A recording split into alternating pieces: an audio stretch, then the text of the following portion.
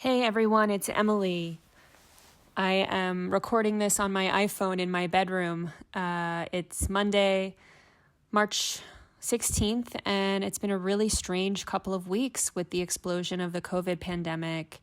And yesterday, I actually took care of my first PUI, patient under investigation, for COVID, and I learned how to don and doff my personal protective equipment with a face shield and a mask and gloves and a gown, and I had to sign my name before I went into the room and all of that. And it's just producing a really weird emotional reaction in me where I have some moments where I'm feeling like really energized to bring my skills to this problem and help people out and do my part, and gives me a sense of purpose. But I also have these moments of like complete and utter panic and fear of myself getting sick and the people I love getting sick. And anyway, it's been a really interesting psychological place to inhabit as a doctor on the front lines. And I imagine a lot of you are going through that too. And I just wanted to name that and say that we as the Nocturnist community are here for you, and we hold you in this experience. And we also want to give you the opportunity to share whatever it is that you're experiencing with us. So just to formally announce, the Nocturnist is going to be collecting stories about COVID. And unlike our usual story submission process, these stories don't have to be perfect and polished, 10-minute long, complete narratives with a perfect arc and conflict and stakes and things like that. I think right now really what we want is just some raw experience, raw emotion, and just snippets, whether it's an image or a few sentences, or if you have a full story, that's totally fine. But we want to hear from you about what it's been like working on the front lines during this historic moment. So if you're interested in contributing, you can visit our website at thenocturnist.com/tell-your-story. And you'll see our page where we're collecting COVID stories. We're also interested in identifying a few people on the front lines who want to keep an audio diary. So if you're interested in that more extended storytelling opportunity, just send us an email at thenocturnist@gmail.com and send us your experience. We're all going through this together, and even though we're having all this physical distancing, I hope we don't have too much social or emotional distancing, because we're all, in this together. And yeah. So I just wanted to make that announcement and wish everybody health and safety during this time of uncertainty. And with that, here is our latest episode. Enjoy. At the Nocturnists, we are careful to ensure that all stories comply with healthcare privacy laws. Details may have been changed to ensure patient confidentiality. All views expressed are those of the person speaking and not their employer. The Nocturnist is made possible by the California Medical Association.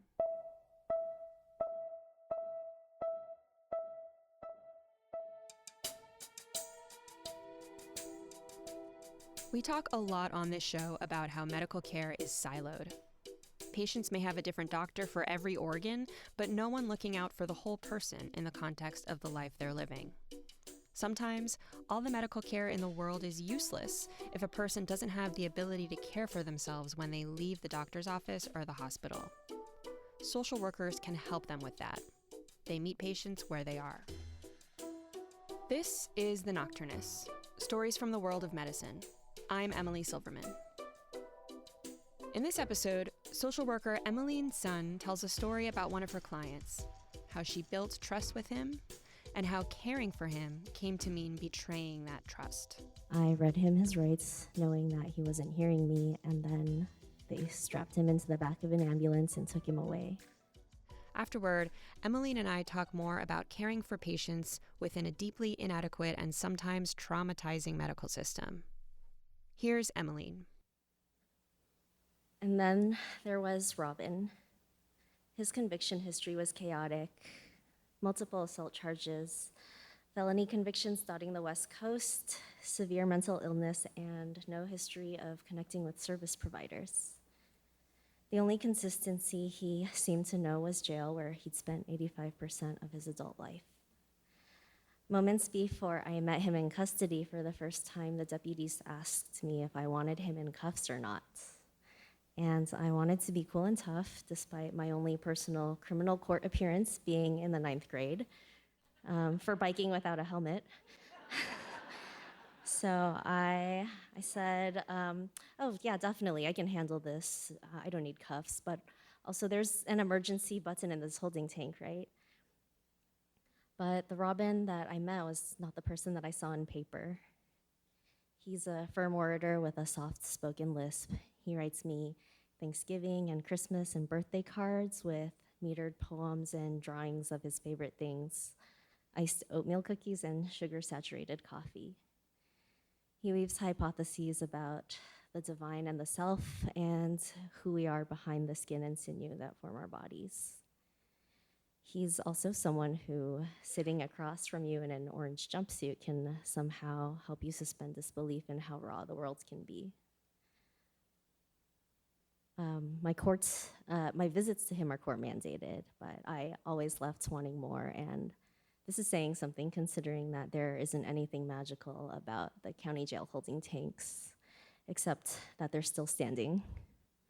And I think that the idea is that if you're in there for more than 12 hours, your palate will just be so traumatized that you'll leave fully penitent and rehabilitated. When Robin is in custody, he calls me 16 times a day, and he leaves me 16 voicemails. I learn about his day, the things he learned in the law library, the latest seasonal offerings in jail commissary, his well wishes for my day, and always an action plan for our next meeting. When Robin's out of custody, he leaves me small gifts: apple, mayo packet, informational pamphlet, small toy train.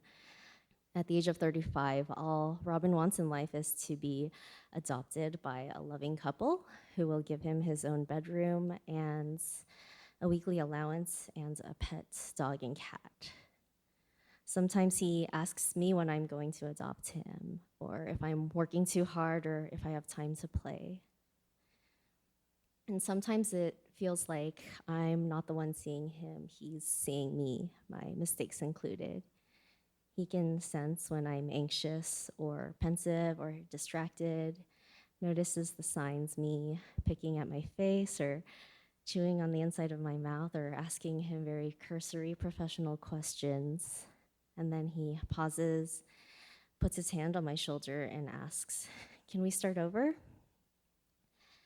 It's our respective roles and experience that occasionally afford a man with psychotic breaks more clarity than the people tasked with protecting him.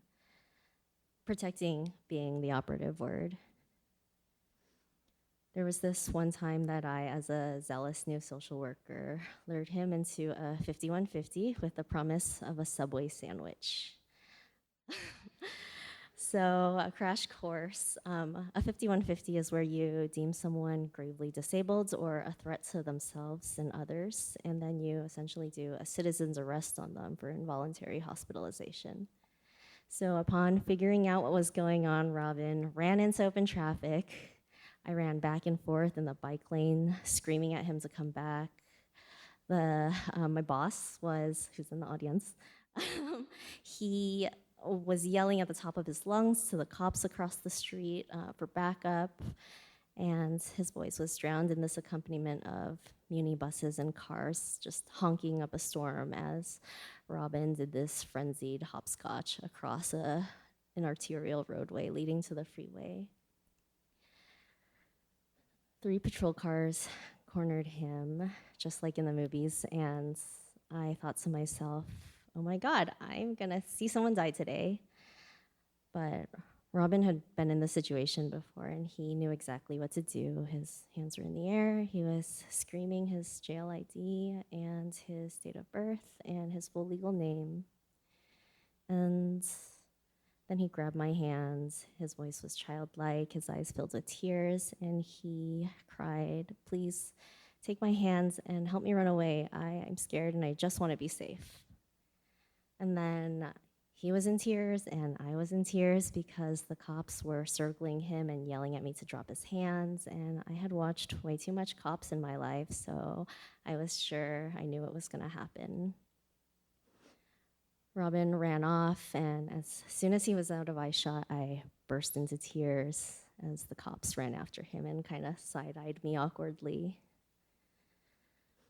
The chase ended on the steps of the Hall of Justice with Robin in handcuffs, again chanting his name, his date of birth, all his legal information, his eyes toward the sky, visibly reliving all the trauma in his life, babbling away about how he'd been a good boy, begging his stepdad not to punish him because he promised he would never do it again.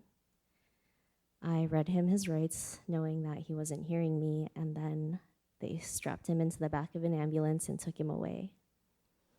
And that is a successful 5150. Except that the hospital discharged him a few hours later, and he was back in custody and in a safety smock half a week later, faster than usual and a response to the trauma I inflicted. I know this because our next meeting was serious, and it began with him saying, "Now, if you want to keep working with me," I know what it feels like to be betrayed, and in a very real way, I betrayed Robin by doing exactly what I was tasked with doing, which is managing his agency. He didn't even get to eat the Subway sandwich. I also realized that this is a continuity error, but I don't know what happened to the sandwich.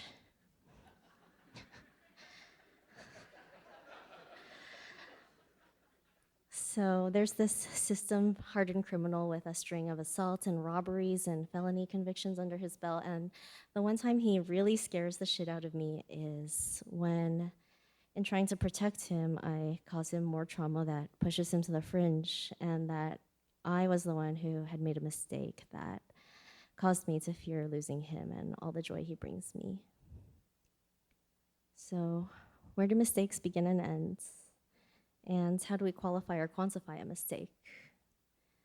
Many people have seen Robin, or the Robins of the world, have seen them shooting up on the steps of the Civic Center BART and then strut across UN Plaza in a bedazzled crop top and baby blue velour leggings and assume that their life was not only a sartorial mistake, but a mistake with a capital M. And by societal definitions, Robin's life is one mistake after another, and I have half a dozen or more hard files to prove it. But what right do we have to determine the value of another person's life and decide whether they're a write-up or a statistic? You're so sure about these answers in grad school when you've spent 2 years studying differential diagnoses and sand tray therapy and reviewing neat case studies over cups of tea and wearing open-toed heels to class. And back then, it seemed like the world was your oyster. And then you graduate, and your oyster smells like this mix of fuel exhaust and coffee with top notes of human urine. And it looks like an SRO perched above a neon-lit sex shop. What I do know about mistakes is that time and space helps clarify. So it's been about 8 months since that 5150 fiasco, and today I spent 2 hours above that sex shop helping Robin clean his SRO, his first home in 13 years, instead of accompanying him to his weekly therapy group. He responds to my persistent knocking with this howl and cracks open the door, his face scrunched in fear and his frame rigid. I poke some of his favorite frosted cereal, Lucky Charms, through the door, and then I wander down the hallway, giving him some space. And as he relaxes, he cracks open the door a little more and peeks down the hallway, his rainbow onesies askew. I ask him if I can come in, and he nods at me, lisping, "Careful, there are some needles around." And then I take a moment to reflect upon the absurdity of our weekly shared ritual, namely that I went to grad school and I got my master's, and I'm now cleaning shit off the floor. Robin takes this moment to break the silence and rewrap my train of thought, telling me, I don't like it when we're separated. Are you feeling okay? Safe? And it's funny how I always feel safe with him. So, back to the question, where do mistakes begin and end? Do they begin with him and end with me? I also wonder if my own mistakes, the F I got in college, the time I walked out on a job, got divorced, I wonder if those mistakes are covered by my relationship with Robin. This weekly cleaning is, I think, where we seek absolution. In this room, there are two people picking up and sorting through lives scattered over space, figuring out what to keep, what to discard, how to forgive, and how to move forward. How could any of this be a mistake?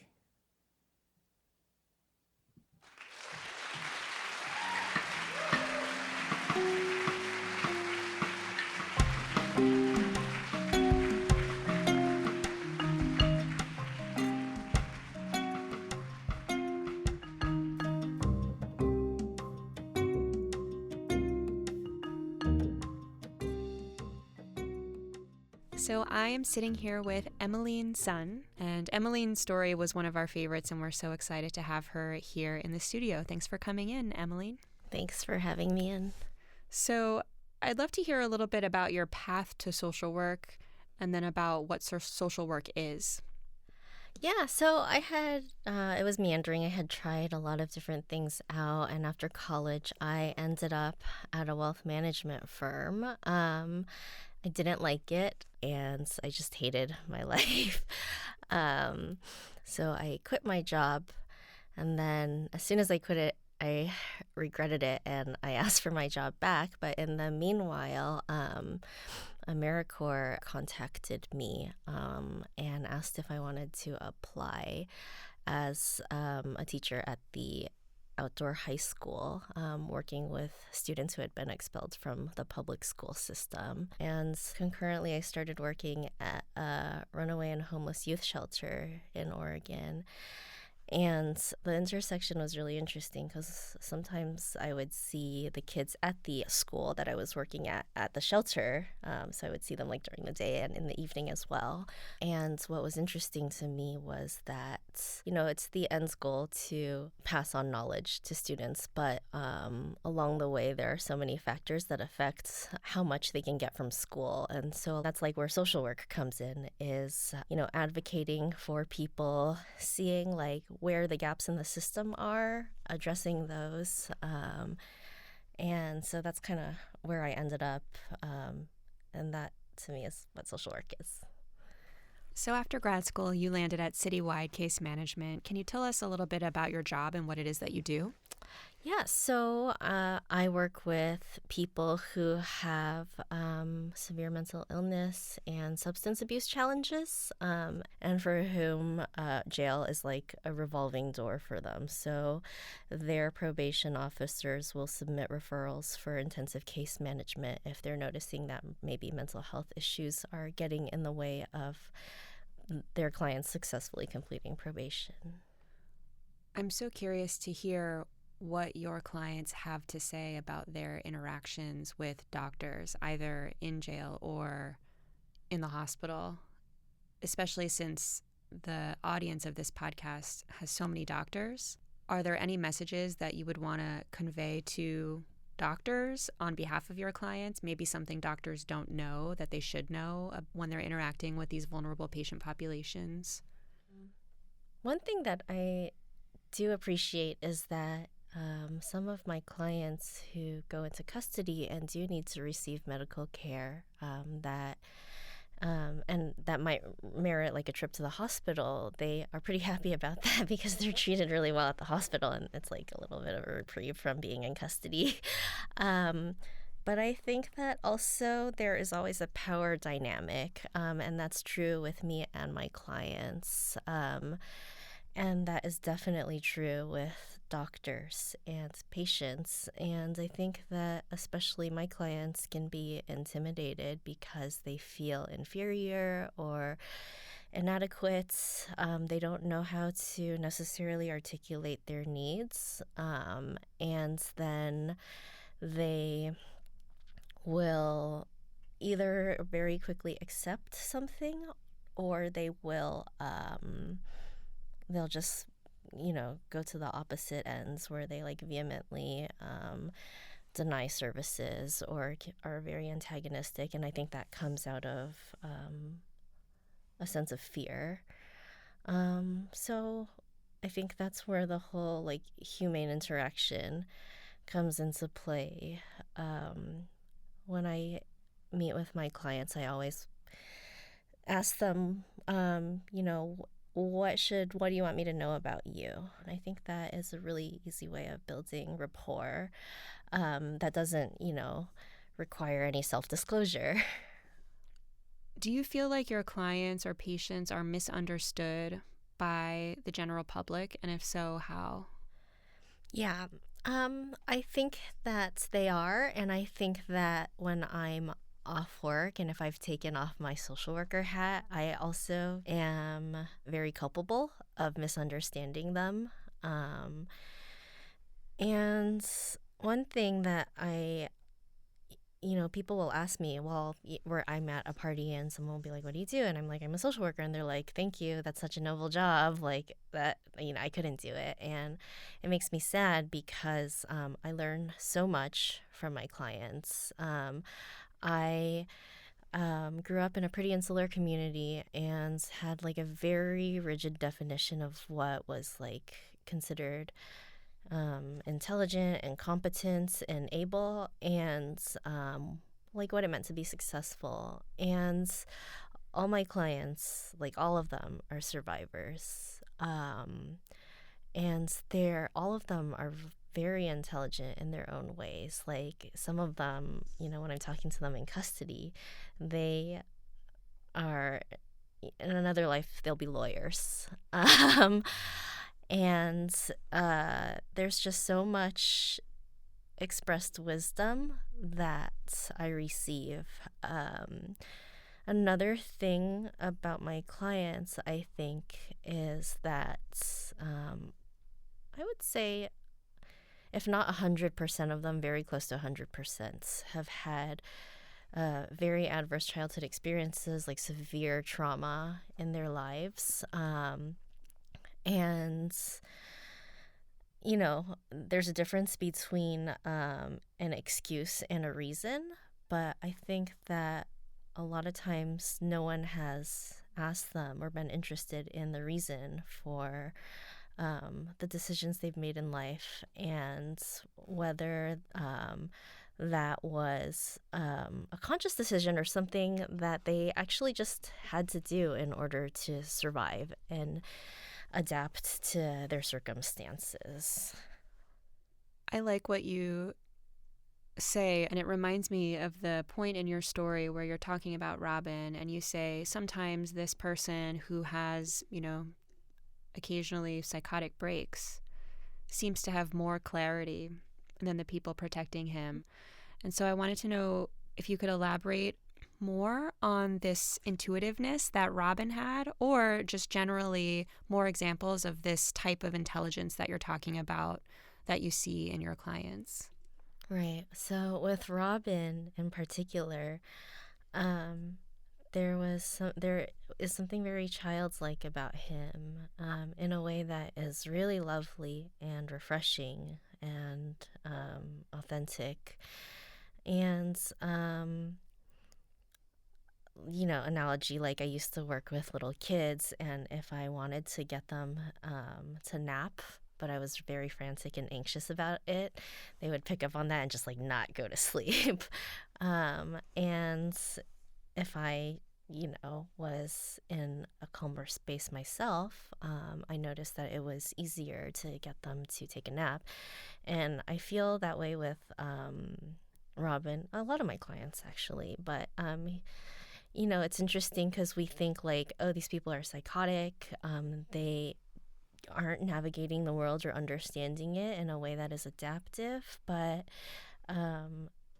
I wonder if actually they are more attuned to environments and different social cues. Some of my clients will actually act more psychotic in order to protect themselves from other people on the streets. If you are screaming, people are going to give you a wide berth or give you a little more space on the bus. And with Robin in particular, he could really sense if I was nervous or anxious. He was really watching for that. And part of it, I hypothesize, is that when he was growing up, he had to, step on eggshells. And so he could really pick up social cues. I think there is also a lot of different cultures that are interacting or coexisting in San Francisco that actually might not interact at all. One thing that one of my clients told me once was that he was going to find it really hard to stop using because all the people he knew who were his friends used substances, and those are also the people who were the least judgmental, who really understood what it could be like to be at the bottom, and at their bottom were willing to share with their friends who they mutually depended on for support and survival. Another thing I hear a lot from my clients is that they might not, after years of chronic homelessness, they might not want to be housed, and the reason is because they feel really guilty, because then they'd have to leave all their friends on the street, and they, if you bring everyone into your new housing situation, you get kicked out. And so there is this sense of guilt that you are receiving something that you can't distribute. That's really interesting. I had never thought of that, nor had I ever thought about the idea that somebody who appears mentally ill on the street and is screaming may actually be, I don't know if exaggerating is the right word, but doing that in a way that's deliberate to create a bubble of a safe space around them. That's just not something I had ever heard before. Yeah, I have another client that comes to mind when I think about that. Severe sexual abuse when they were younger. And one thing that was notable about them was that it seemed like they never showered. They just lived in filth, and it was unexplainable, because otherwise they were so charismatic and intelligent, always had wonderful, interesting things to say and book recommendations for me. And it was just such a delight working with them, except that I never wanted to shake their hands or go into their room because it was covered in feces. And I think that might have been their way of protecting themselves against the violence of touch that they experienced.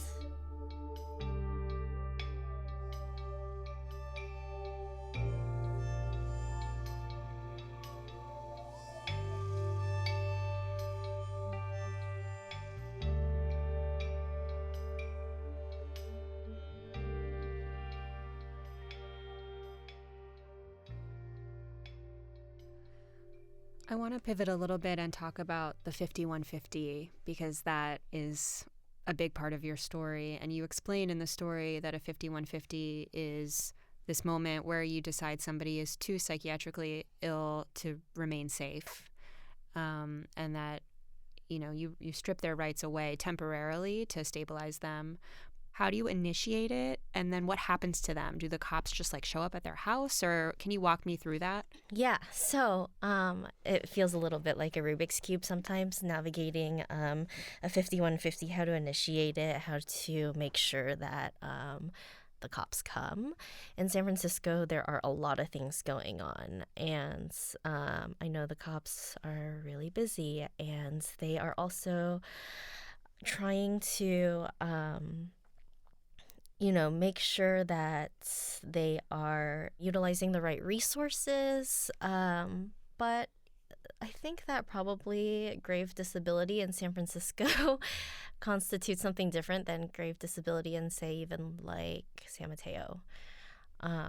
And it's hard to get someone 5150. Like, if they can state their name and the president and what day it is, and they tell someone that they're not suicidal, even if they previously had expressed that they were.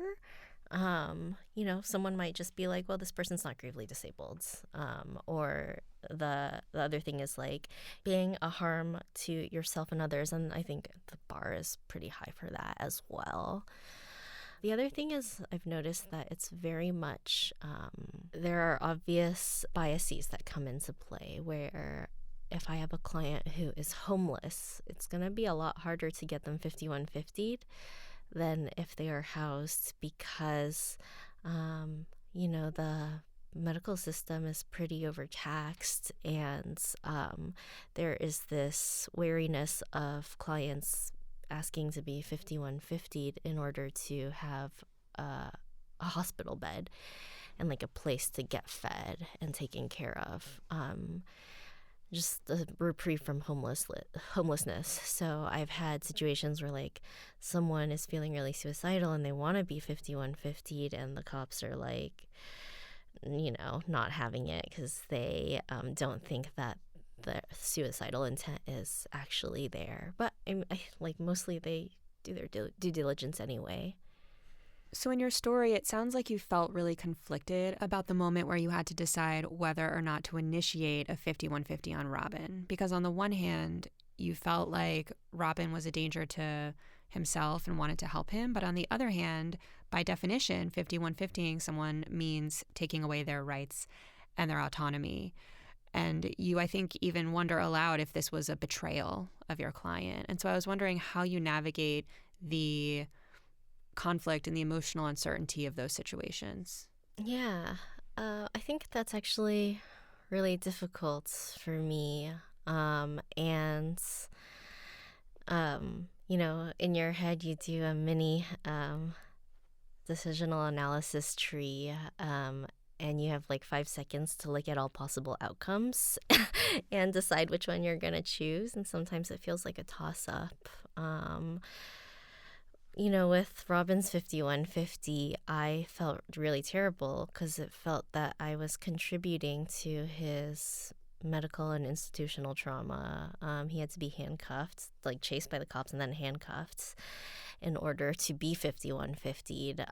In different situations, I work with clients who are on probation, and sometimes that means that they might get remanded and go back to custody. And sometimes I have a say in whether that happens or not, and that feels really conflicting because, as a social worker, you think jails and prisons are not the answer. We want to empower our clients in other ways. And then you start working, and then there are so many challenges, and you're like, oh man, if my client goes to custody, that might be kind of good because then they can stabilize for a while, they can detox, and they can get some medical care.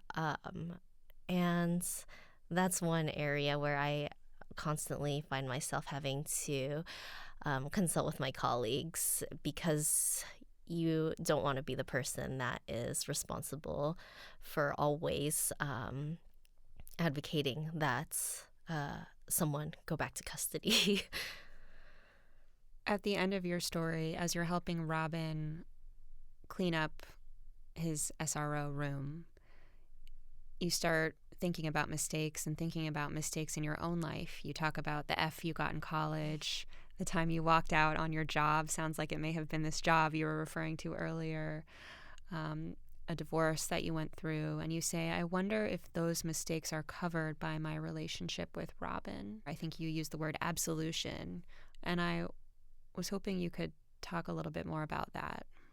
Yeah, definitely. So I think that at some point in my life, I graduated from college, and I did not feel like I was the upstanding person that I had pictured myself being.